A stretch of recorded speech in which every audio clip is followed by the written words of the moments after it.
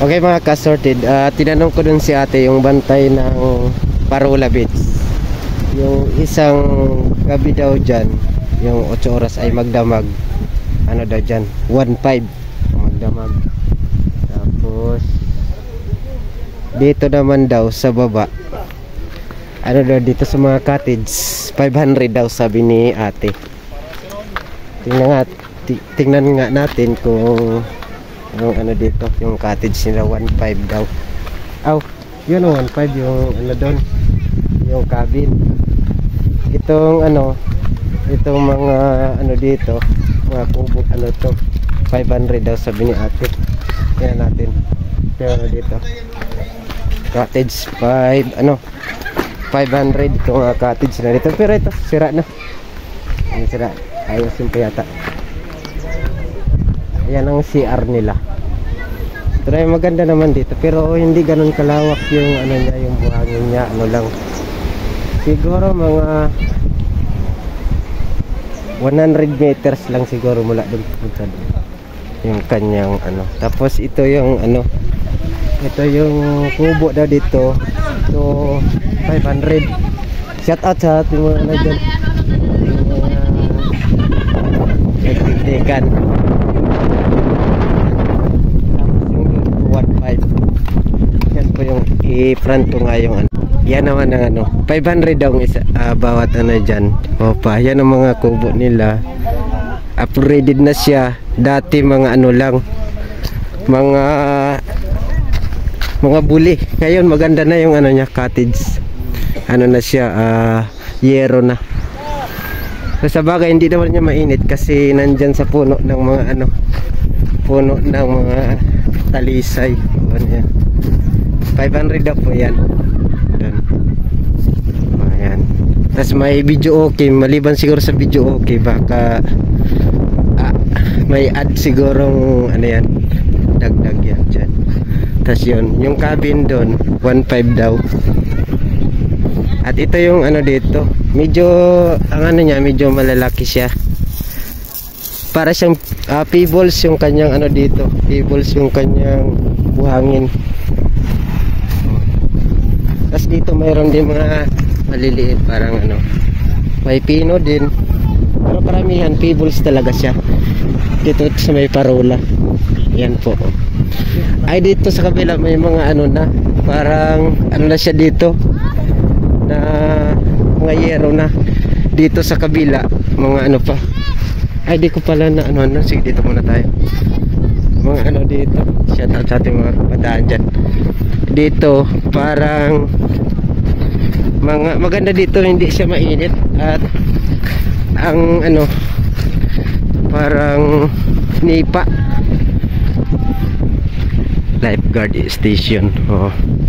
Parang ano siya, nipa yung ano niya, bubong. Ito 500 daw bawat isa dyan, 500. Maganda na doon ano. Pero mas okay naman itong mga nipa lang. Hindi mainit dito sa loob. Ito po, tingnan po natin. Yan po the style ng kaniyang yan. Welcome and keep the number 3 the area clean. Ay nipa nga siya. Ito lang niya, nipa. Kahoy tapos nipa yung kanyang bubong. Maganda nga, hindi siya mainit. At doon magandang tanawin doon. Ito 500 daw dito ang bayad dito pag mag-rent ka dito. Yan, 1, 2, 3, 4, 5, 6, 7, 8. Pero ito hindi pa natatapos. Ano pa lang, mga ligi pa lang. Ganun po para yung forma niya. Dati ano, parang mga buli yung bubong niya. Tapos ngayon inano na ng tawag namin dyan ano, sulirap, ay hindi, nipa. Ito maganda din, anahaw yata to. Maganda nga. Doon ganda naman ang ano niya. Okay, maganda nga dito. Doon sa kabila sa Aroma Beach, ano naman doon, okay naman. Yeah, pwede. Okay na. Tinignan natin yung spot dito, please. Tinanong natin doon si ate. Ito yung lifeguard station. Ang ganda naman. Kahoy lang siya, kahoy. Ang ganda nga dito. Ayan. Naka-solar panel pala sa dito. So, mga solar pa lang nila dito. Electricity. Solar. Maganda yan. Mayroon silang kuryente. Mayroon din silang solar. Okay. So, ganda yun. At pang may generator pa. Yun lang. Diyan. Ang ganda nga dito. Ang ganda ng tanawin dito. Para wala kasi dun. Hababa. Makikita. Ang ganda. Yan lang mga kasorted. Pinuntahan natin dito yung kanilang beach. Napakaganda po ng beach din nila dito. Ngayon pupunta natin doon kaysa doon sa mag-asawang bato. Shout out sa mag-asawang bato doon kasi hindi pa natapos doon. Hindi pa na ano yung ano niya doon. Pero dito okay naman. Ito po ipakita ko po sa inyo. Nandyan po yung ano, register here. Welcome and please register. Yan po entrance fee. Cottage rentals. Tas ito ano, 10 yung mga kabataan, 10. Tas yung sa mga adult 20 pesos bawat isa.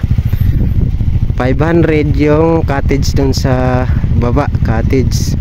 Tas 600 naman yung dun sa may malaking cottage, lifeguard station. 600 yun dun. Tas yung dun na-upgraded na yung nila yung ano, mayroon ng mga yero na rin na cottage doon, pero ano pa rin daw 500 pa rin ang renta doon, maliban doon sa gitna sa malaking cottage doon sa may lifeguard station. Ano na yan, 600. Maganda naman na doon yung mga cottage doon banda kanto. Mga ano yon, mga buli yata, buli ang dinding ano, mga kayakas. Parang pawid. Okay naman siya. Hindi siya mainit. At yan. Pumunta dito. Yan po ang dito na entrance. Bago kayo pumunta doon, makita nyo naman dyan. Bago kayo pumunta doon, sila ate nandun lang naman. Yung nagbabantay dito. Meron din silang video okay doon kung gusto mo mag-rent. Add na po doon sa ano nyo. Sa ano ng cottage. Bayaran. Okay, yun lang po mga kasorted. Bye bye.